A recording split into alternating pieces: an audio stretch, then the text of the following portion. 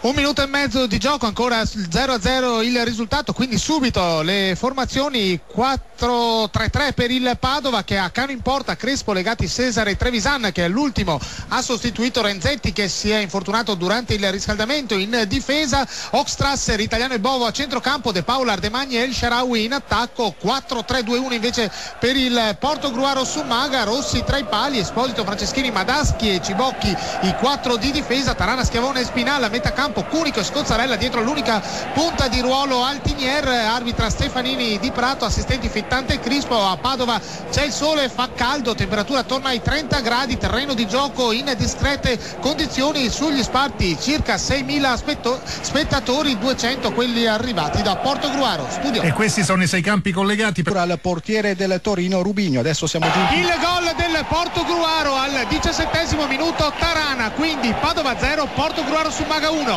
Grazie, 17 minuti e 15, il Portogruaro si è appena portato in vantaggio su uno schema su calcio d'angolo. Tarana si era allontanato dall'area di rigore, poi ha preso la rincorsa, il passaggio su proprio per Tarana in area, che ha controllato con il petto e poi con l'esterno destro in diagonale ha battuto il portiere avversario Cano, scusate. Quindi il Portogruaro Summaga in vantaggio qui a Padova. È un momento molto emozionante della partita, perché prima c'era stata una grandissima occasione per il Padova.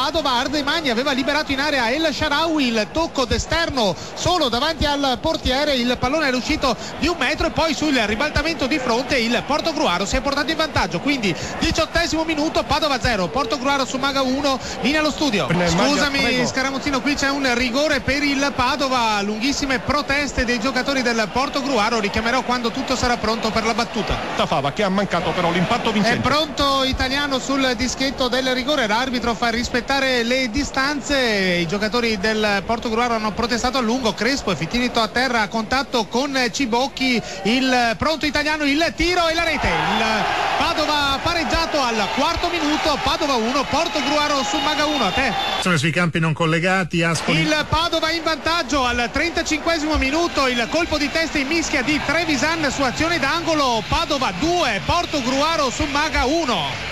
40° minuto, Padova 2, Portogruaro Summaga 1. E qui invece la partita è davvero molto divertente. Il Padova in vantaggio al 35°, un angolo da sinistra, il colpo di testa in mischia di Trevisan, criticatissimo per tutta la partita dai tifosi padovani. La palla in rete, la conseguente esultanza molto polemica del difensore sinistro del Padova. Subito 2 cambi dentro, un attaccante Gerardi per un difensore Esposito nel Portogruaro, un centrocampista Gallozzi per un pari ruolo Oxtrasser nel Padova. E il Portogruaro tutto in attacco, ma una grande occasione l'ha avuta il Padova proprio con Gallozzi, un rimpallo, il centrocampista è entrato in area, ha fatto partire una diagonale con il destro troppo debole, parato dal portiere Rossi. Adesso ancora il Portogruaro in attacco, ma la difesa riesce a liberare. 40 minuti, Padova 2, Portogruaro Summaga 1. Linea allo studio. Va bene. Il 3-1 del Padova al 42° minuto, De Paula in contropiede, quindi Padova 3, Portogruaro Summaga 1. A te.